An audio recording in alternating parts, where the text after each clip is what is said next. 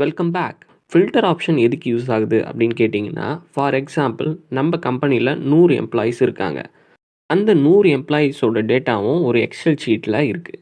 அந்த டேட்டாவில் நமக்கு தேவையான டேட்டாவை ஃபில்டர் பண்ணி எடுக்க நம்ம ஃபில்டர் ஃபங்க்ஷனை யூஸ் பண்ணலாம்.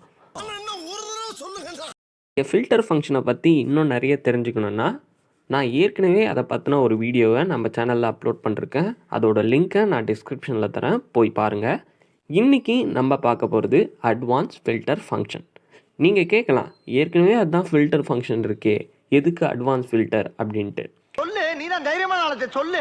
பட் நீங்கள் அட்வான்ஸ் ஃபில்டர் ஃபங்க்ஷனை யூஸ் பண்ணும்போது நிறைய அட்வான்டேஜஸ் உங்களுக்கு இருக்குது. என்ன ஃபஸ்ட்டு அட்வான்டேஜஸ்னால், ஃபில்டர் ஃபங்க்ஷனை நீங்கள் யூஸ் பண்ணிங்கன்னா நீங்கள் சேம் லொக்கேஷனில் தான் அந்த டேட்டாவை ஃபில்டர் பண்ண முடியும்.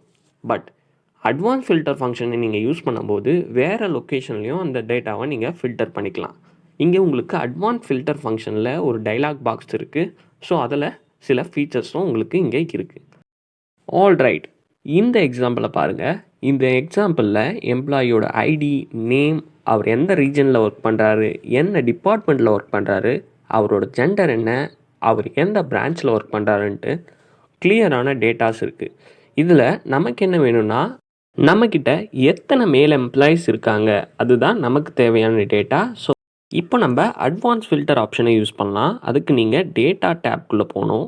டேட்டா டேப்பில் உங்கள் ரைட் சைடில் பார்த்தீங்கன்னா அட்வான்ஸ் அப்படின்னு இருக்கா, அந்த ஆப்ஷனை கிளிக் பண்ணுங்கள். உங்களுக்கு அட்வான்ஸ் ஃபில்டர் அப்படின்ற டைலாக் பாக்ஸ் ஓப்பன் ஆகும்.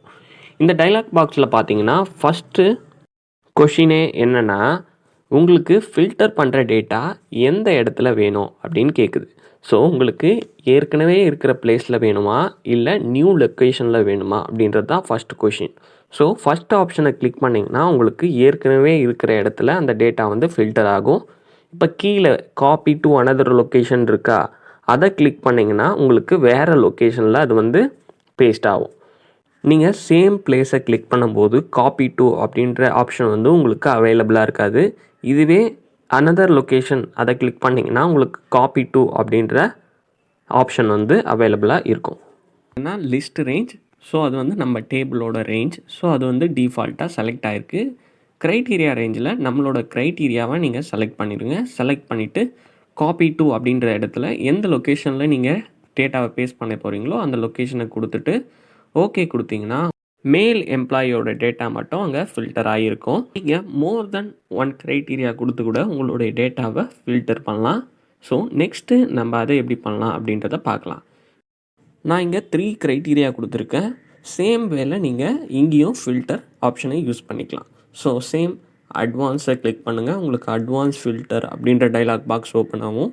நம்ம போன வாட்டி அனதர் லொக்கேஷன் யூஸ் பண்ணோம், இந்த வாட்டி சேம் லொக்கேஷனே யூஸ் பண்ணுவோம். தென் க்ரைட்டீரியா ரேஞ்சை செலக்ட் பண்ணிங்க. செலக்ட் பண்ணிவிட்டு யூனிக் ரெக்கார்ட்ஸ் ஒன்லி அப்படின்னு கொடுத்தீங்கன்னா டூப்ளிகேட் என்ட்ரிஸை வந்து நீங்கள் ரிஜெக்ட் பண்ணிக்கலாம். ஸோ ஓகே ப்ரெஸ் பண்ணுங்கள். உங்களுக்கு நீங்கள் கொடுத்த க்ரைட்டீரியாவில் டேட்டா வந்து ஃபில்டர் ஆகிருக்கும். மேல் எம்ப்ளாயீஸ் 2 பேர் ப்ரொடக்ஷன் டிபார்ட்மெண்ட்டில் டெல்லியில் ஒர்க் பண்ணுறாங்க.